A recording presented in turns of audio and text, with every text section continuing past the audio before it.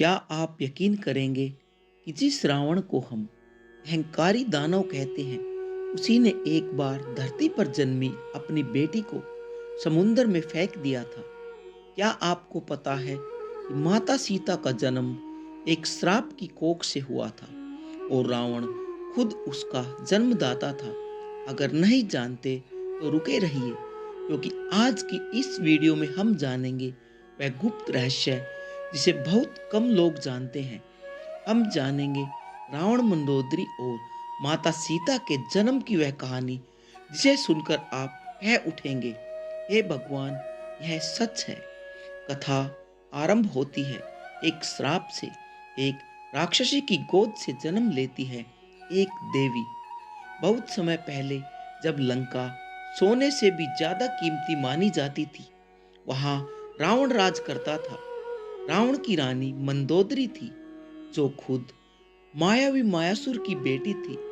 मंदोदरी अत्यंत सुंदर थी, अत्यंत शक्तिशाली थी, लेकिन अंदर से एक अभिशाप झेल रही थी, क्योंकि उसे वरदान मिला था कि वह देवों की एक महान आत्मा को जन्म देगी, लेकिन उसकी कोख में राक्षसी रक्त का प्रभाव रहेगा। मंदोदरी ने कई वर्षों तक कोई संतान नहीं जन्म दी। रावण को इसका बड़ा दुख था। एक दिन रावण शिव की आराधना करने गया और उसने कठोर तप किया। उसे एक वरदान मिला कि उसे एक ऐसी कन्या प्राप्त होगी जो दिव्य होगी, तेजस्वी होगी, लेकिन वह स्वयं रावण के अंत का कारण बनेगी। यह सुनकर रावण मुस्कुरा उठा, क्योंकि उसे विश्वास था कि उसका क्या बिगाड़ सकती है। वह दिन आया जब मंदोदरी ने एक कन्या को जन्म दिया। उसका रूप इतना दिव्य था कि मंदोदरी ने उसे देखते ही कहा, यह तो साक्षात देवी है। लेकिन रावण जैसे ही उस कन्या को देखता है, उसकी आंखें डर से भर जाती है। उसे अपनी तपस्या का वह वरदान याद आता है और एक भविष्यवाणी भी कि एक कन्या तेरी पुत्री बनकर जन्म लेगी और वही तेरा सर्वनाश कर देगी। रावण चौंक जाता है। वह उस बच्ची की आंखों में देखता है और महसूस करता है कि यह कोई साधारण कन्या नहीं, यह देवी है। इसमें ब्रह्मा, विष्णु, महेश तीनों की शक्ति है। रावण एक क्षण के लिए सोचता है कि इस कन्या को पालकर शक्ति का विस्तार करें, लेकिन अगले ही पल उसे वह श्राप याद आता है जिसमें कहा गया था, जिस दिन तू इस कन्या को अपना लेगा, उसी दिन से तेरा पतन शुरू हो जाएगा। रावण कांप उठता है और बिना किसी से कहे उस नवजात कन्या को उठाकर ले जाता है लंका के उस तट पर, जहां समुंदर विकराल लहरों से गरज रहा था। फेंक दी गई समुद्र में, पर सागर ने उन्हें अपनाया। रावण ने कहा, तू मेरी नहीं हो सकती, तू मेरे अंत का कारण बनकर जन्म लेकर आई है। जा, अब इस संसार में और कोई तुझे अपनाए। और उसने उस दिव्य कन्या को उठाकर समुद्र में फेंक दिया। मंदोदरी चीखती रही, यह क्या कर रहे हो रावण? वह हम दोनों की संतान है, वह देवी है। पर रावण ने कहा, नहीं मंदोदरी, वह देवी नहीं, वह प्रलय है मेरे लिए। पर क्या देवी को कोई डुबो सकता था समुंदर में? नहीं, समुंदर ने उसे अपनी लहरों में समेट लिया। कहा जाता है कि नागों ने उसे सुरक्षित रखा और बाद में धरती ने उसे जनक भूमि में हल की नोक से प्राप्त कराया। जनक को कोई संतान नहीं थी। वह प्रतिदिन शिव का जल अभिषेक करते थे और प्रजा की भलाई के लिए धरती जोतते रहते थे।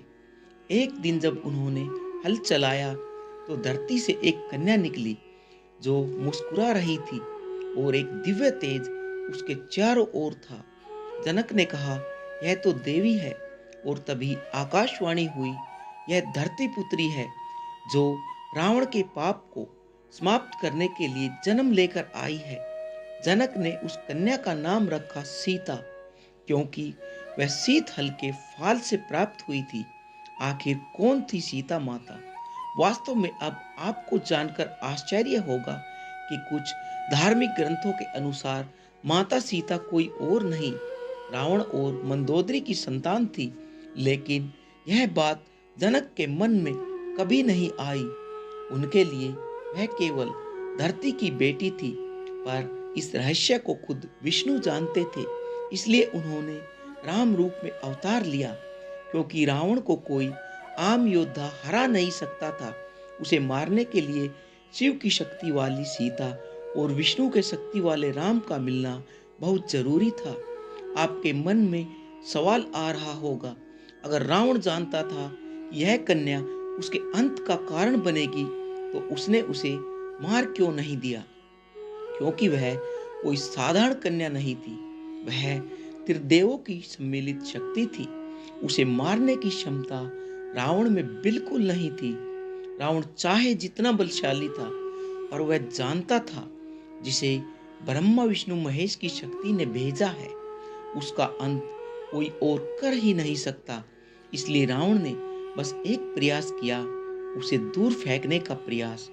पर विधि का विधान देखिए, वही कन्या फिर राम के साथ विवाह करके रावण की लंका में पहुंचती है और उसका सर्वनाश करा देती है।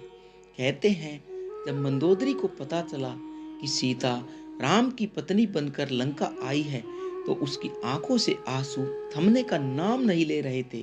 उसने कहा, हे देवो, तुमने मुझे मां बनाकर भी मेरी गोद को सूनी रख दिया।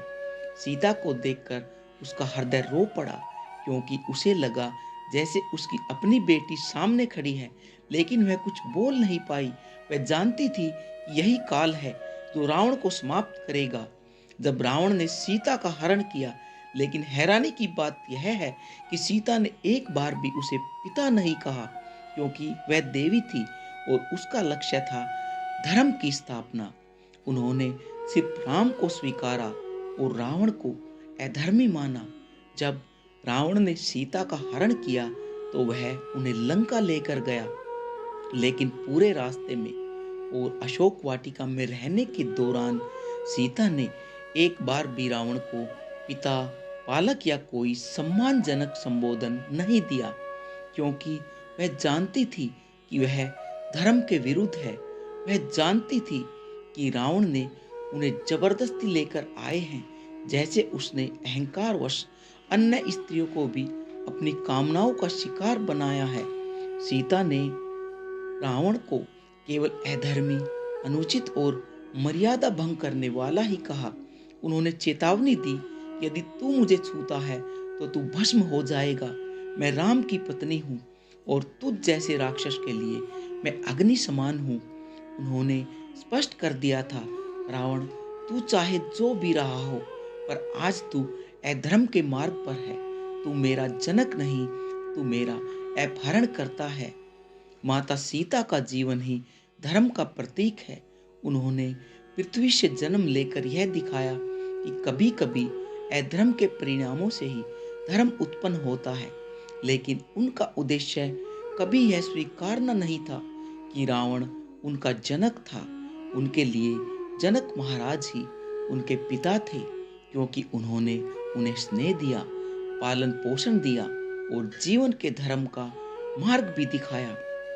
देवी सीता जानती थी, जिसने मुझे जन्म दिया है, यदि वह भी अधर्म के पथ पर चला जाए, तो वह मेरे लिए पूज्य नहीं रह जाता। यही कारण है कि जब रावण ने उन्हें विवाह का प्रस्ताव दिया, तो उन्होंने हंसकर कहा, राम के चरणों में जिसने जीवन समर्पित किया हो, वह तुझ जैसे राक्षस की पत्नी कभी बन ही नहीं सकती। उन्होंने रावण को हर बार याद दिलाया, तेरा विनाश निश्चित है, क्योंकि तू धर्म के विरुद्ध खड़ा है। जब रावण युद्ध में पराजित हुआ और राम ने रावण का वध किया, तब वह क्षण केवल विजय का क्षण नहीं, बल्कि धर्म की पुनः स्थापना का धर्म था। कुछ कथाओं में कहा गया है कि अंत समय में रावण ने यह स्वीकार किया कि सीता मेरी पुत्री के समान थी और मैंने ही उसे अपवित्र भाव से देखा। यही मेरा सबसे बड़ा अधर्म था। पर तब तक बहुत देर हो चुकी थी। देवी सीता ने रावण के शव को देखकर कोई आंसू नहीं बहाया।